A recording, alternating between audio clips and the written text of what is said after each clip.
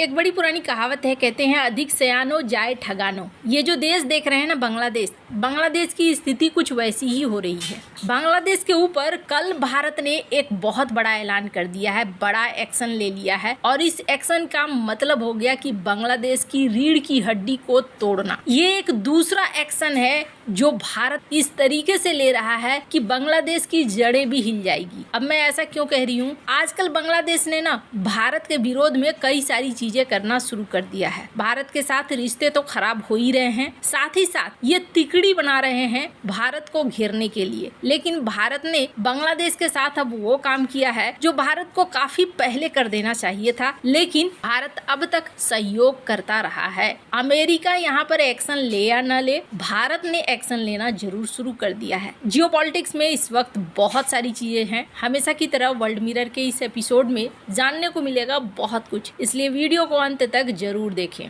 अब तक ना आपको एक खबर तो जरूर मिल चुकी होगी कि बांग्लादेश के अंदर एक दुर्गा मंदिर था और इस दुर्गा मंदिर को हटाने के लिए कुछ तत्वों ने यूनुस सरकार के ऊपर दबाव बनाना शुरू कर दिया। फिर एक बुलडोजर आया, बुलडोजर ने आकर यहाँ पर धरने पर बैठे लोगों को इग्नोर करते हुए इस मंदिर को तोड़ दिया। ये बहुत ज़्यादा खास इसलिए हो गया क्योंकि भारत की तरफ से भी इसको लेकर स्टेटमेंट दिया गया और भारत ने कहा कि ढाका में इस तरह की घटना हुई, ये बिल्कुल भी सही नहीं है। और इसके उत्तर में एक लंबा चौड़ा पत्र लिख दिया, यहाँ पर नोटिस जारी किया गया बांग्लादेश सरकार के द्वारा, यानी कि यूनुस के द्वारा। और यूनुस ने कहा कि चूंकि यह मंदिर अवैध निर्माण था, रेलवे लाइन के पास ये निर्माण नहीं होना चाहिए था, इसीलिए इसे हटाया गया है। तो उन्होंने लीपापोती कर दी। अभी बांग्लादेश के अंदर हिंदुओं के प्रति क्या हो रहा है क्या नहीं, इसको लेकर अमेरिका की भी चुप्पी है, तुलसी गबार्ड की भी चुप्पी है, जो कभी इस मुद्दों पर बहुत कुछ बोलकर सत्ता में चुनाव में आए भी थे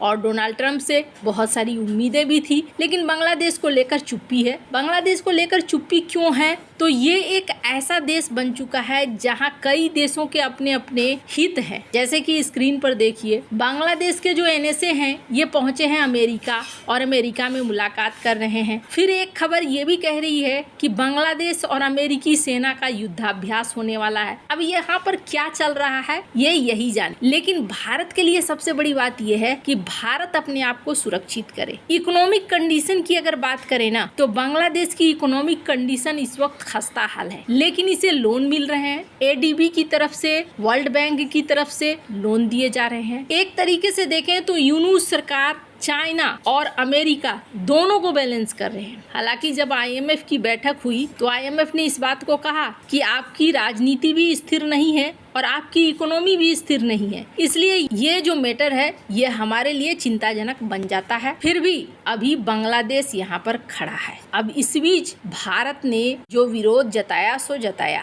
लेकिन भारत को भी ये खबर मिलती जा रही है कि अब तीनों देश चाइना, बांग्लादेश और पाकिस्तान मीटिंग वगैरह कर रहे हैं। तो वो साफ तौर पर दिखता है कि वो भारत के विरोध में एक गठबंधन सा बना रहे हैं। बांग्लादेश का जो पोजीशन है अगर आप मैप में देखें तो एक तरीके से एक तरफ बांग्लादेश, दूसरी तरफ पाकिस्तान और तीसरी तरफ चाइना। भारत को घेरने का एक प्रोग्राम यहाँ चल रहा है और आईएमएफ हो या फिर इनके देश में आने वाले रिमिटेंस हो, बांग्लादेश को जीवन दान दे रहे हैं। क्यों? क्योंकि इकोनॉमी तो बुरी तरीके से खस्ता हाल है। अब भारत की बारी आई कि भारत यहाँ पर कौन सा एक्शन ले। भारत ने पहला एक्शन लिया था ट्रांसशिपमेंट एग्रीमेंट को तोड़कर। पहले क्या होता था? पहले ये होता था कि बांग्लादेश बड़े आराम से हमारे बंदरगाहों का और हमारे एयरपोर्ट का इस्तेमाल करता था, वो भी सब्सिडी रेट में, और दुनिया भर में सामान एक्सपोर्ट करता था। लेकिन यूनुस जब चाइना पहुंचकर इन्होंने ये बताना शुरू कर दिया कि बांग्लादेश तो समंदर का गार्जियन है और भारत का नॉर्थ ईस्ट एक लैंड लॉक स्टेट है और इस पर चाइना ध्यान दे सकता है। कुछ इस तरीके की जब बातें आई तो भारत ने ट्रांसशिपमेंट एग्रीमेंट को ही काट दिया, बंद कर दिया। ये एक बड़ा टेंशन बांग्लादेश को पहले से दे रहा है। बांग्लादेश की इकोनॉमी में छेद कर रहा है। पहले बहुत आसान था, अब इनको दूसरे रास्ते को, लंबे रास्ते का इस्तेमाल करना पड़ रहा है। लंबा रास्ता मतलब खर्च ज्यादा, और इन्हें खर्च करना पड़ रहा है। पर अभी भी ऐसा नहीं है कि बांग्लादेश की यूनुस सरकार भारत के साथ बहुत अच्छे रिश्ते बनाना चाह रही है, वो भी नहीं दिख रहा है। हर कदम ऐसा ही दिख रहा है जैसे कि ये भारत के साथ रिश्तों को तोड़ना ही चाह रहे हैं। अब बांग्लादेश की गिरती इकोनॉमी की अगर बात करें, तो यहाँ टेंशन बहुत है। टेक्सटाइल इंडस्ट्री वैसे ही इनके हाथ से निकली जा रही है। हमने आपको पहले भी कहा था, स्क्रीन पर आर्टिकल को भी देख सकते हैं। अब बहुत सारे देश हैं जो बांग्लादेश से माल मंगवाते थे,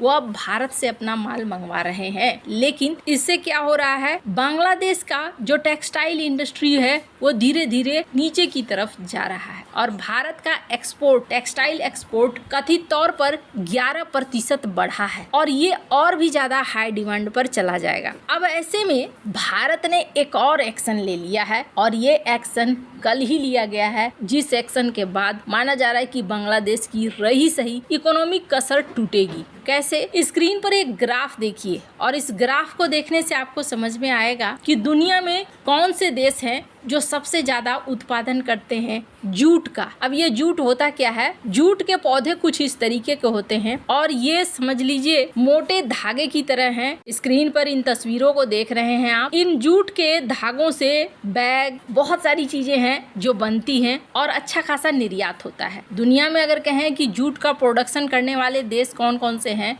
तो एक नंबर पर आता है भारत, और दूसरे नंबर पर आता है बांग्लादेश। बांग्लादेश की भी अच्छी खासी कमाई होती है। ग्राफ देखकर ही आपको अंदाजा लग गया होगा कि ये भारत के टक्कर में प्रोडक्शन करते हैं, थोड़ा सा ही कम करते हैं, और इसकी दुनिया भर में मांग भी है। लेकिन भारत ने ना अब अपना दरियादिली वाला दिल दिखाना बंद किया है, और बंद करते हुए भारत ने एक बड़ा एक्शन लिया है। और इस एक्शन के तहत भारत ने बांग्लादेश के जूट और इस तरह के कई प्रोडक्टों के आयात पर प्रतिबंध लगा दिया है। भारत बांग्लादेश सीमा पर कोई भी लैंड पोर्ट में ये सामान नहीं उतरने चाहिए। और दूसरी बड़ी चीज, सिर्फ एक ही है पोर्ट, और वो है महाराष्ट्र का नहावा सेवा बंदरगाह, जहां के माध्यम से अनुमति दी जाएगी। अब अगर महाराष्ट्र को देखें तो महाराष्ट्र कितना दूर है ये आपको दिख रहा है, यानी कि ये अब भारत के अंदर से पहले आ जाते थे, वो चीज नहीं होगी। अब किसी और पोर्ट पे, किसी और जमीनी रास्ते पर नहीं होगा। अगर होना भी होगा तो सिर्फ इसी बंदरगाह से होगा। अब मैंने ऐसा क्यों कहा कि रीढ़ की हड्डी ये तोड़ रहे हैं? टेक्सटाइल इंडस्ट्री जो थी ना, वो बांग्लादेश की जान, और अब धीरे धीरे टेक्सटाइल इंडस्ट्री की तरफ भारत बढ़ रहा है, पहली बात। और दूसरी बात, ये जो बाहर से कुछ देश आ रहे हैं, मदद कर रहे हैं, या बैंक मदद कर रहे हैं, इससे कोई भी देश ना अमीर नहीं बन जाता है। ये लोन, ये कर्जे सिर्फ तात्कालिक राहत के लिए है, उससे ज्यादा कुछ नहीं।